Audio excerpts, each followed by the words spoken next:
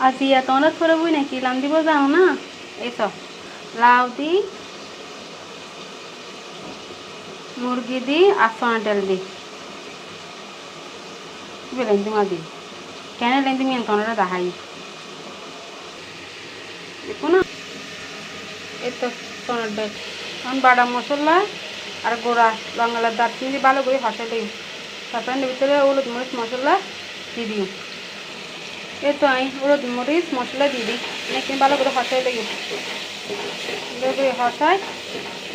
হসাই লিখে অল্প অল্প করে কি দিয়ে দিও পানি দিয়ে দিও দিয়ে আরেকদিন ভালো করে হসালন করব যত ধরনের হসাইবে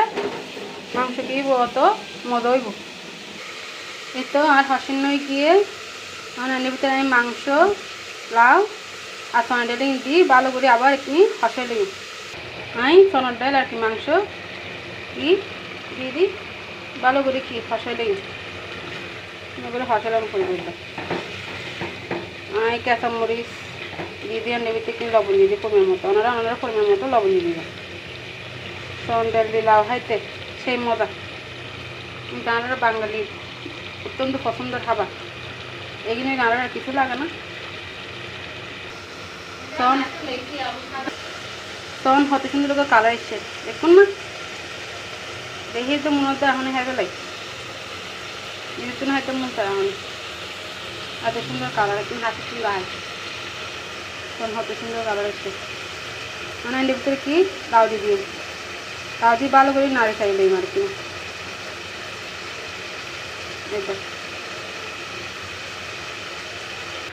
এই তো আমি লাউ গিন দিয়ে দিই আমাকে বড় টুড়ো টুড়ো করে হাঁটতে গেলে লাউ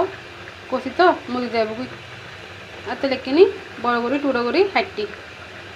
জানি বেশ সুন্দরতা হয় শোনা হয় তখন কি ডাকনা দিই তাকে দিও